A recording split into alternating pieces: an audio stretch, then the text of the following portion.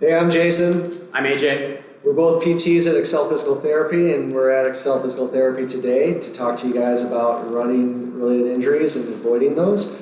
Originally, we were slated to do this at Uphill Pursuits, but given current circumstances, we're doing it via video. So we're going to do a few episodes here on running-related injuries and how to avoid them, as well as how to maximize your performance with running. And we are staying 6 feet apart. So today we're going to talk about running-related injuries, and those are important to talk about because they're really prevalent in runners. So up to 75% of runners will sustain a running-related injury in any given year, and 90% of runners will sustain a running-related injury over the course of their lifespan. So happening at a really high incidence, and the vast majority of those running-related injuries are what we call overuse injuries. So they're occurring gradually over time. It's not the result of one specific incident, like if you fall off your bike or something like that. It's occurring gradually over time because of the stresses of running.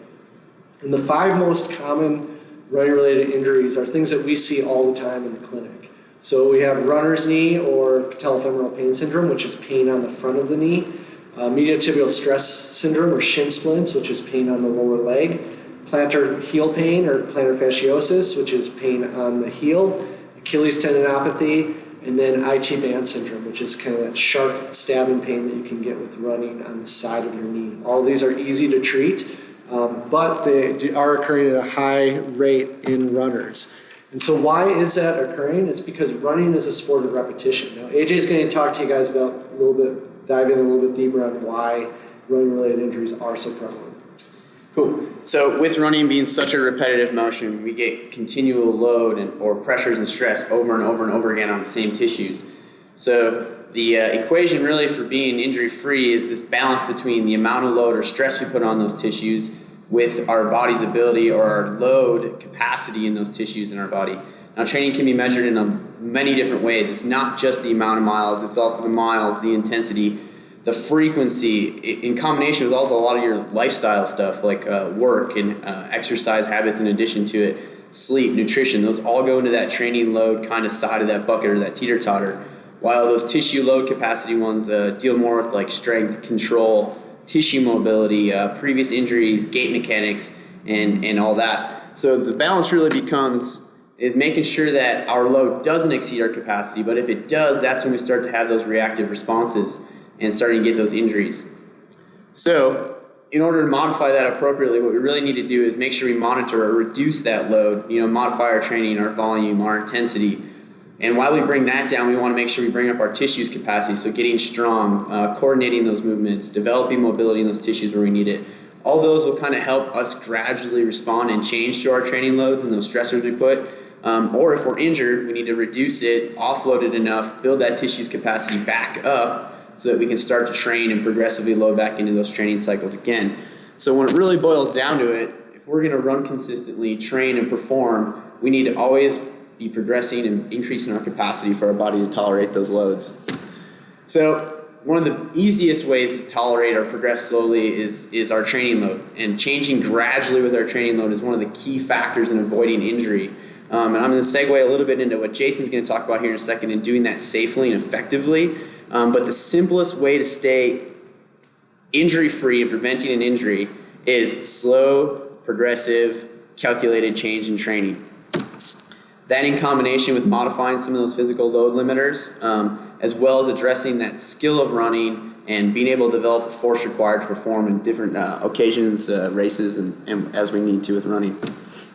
All right, so how do we prevent those running-related injuries from occurring in the first place? Well, running-related injuries can occur because of a variety of factors, but a common underlying factor is a training error. So meaning that you're increasing your volume too quickly, you're varying, you're not doing the intensity piece right, and you're not adding in rest days. So it's basically boils down to too much too fast. So those runners who run over 40 miles per week are at greater risk for developing a running-related injury just because their exposure is higher.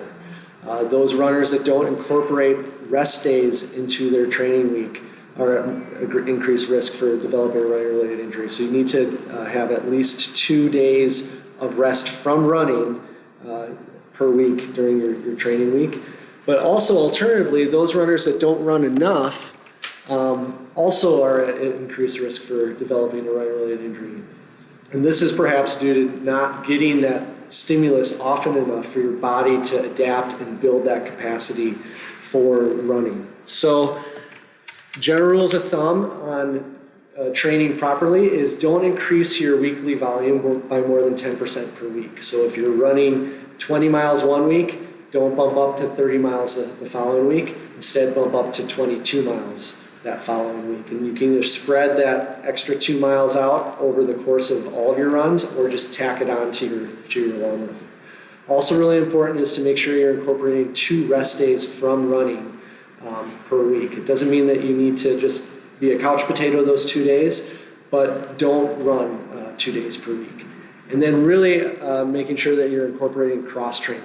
So adding in some strengthening, some mobility work, getting that strength to help with stability of any of that increased mobility that you hopefully gain. And then really working on your skill development. And these are all topics that we're going to cover in future episodes. So the big take-home points from this episode is gradually increase your running volume, no more than 10% per week. Add in 2 rest days per week. Build your capacity by adding in cross-training with strengthening, mobility, stability, and skill development. And then to really maximize your training effect, vary your intensity. Have the vast majority of your runs be long, easy runs, so 80% being long, easy runs, and then 20% being higher intensity runs, and try to stay out of that middle zone. Cool. Well, thank you for joining us for our first episode here at Excel. We're excited to provide a few episodes coming up with uphill pursuits. And just a little preview, we introduced kind of how to modify that training load, making sure that we're doing it safely with all the extra time we have here in our hands. And as we go forward, we're going to discuss more of those specific in running form, specific exercises, strengthening, skill development, all those things to build a bigger cup, make our bodies more resilient, increase our capacity so that we can train smoothly and safely going forward. Jason and I daily are posting stuff on our Excel PT Instagram account and Facebook, or if you have specific questions, by all means, utilize our emails here and follow up with us as you feel like you need to. All right, happy running, everyone. Thank you.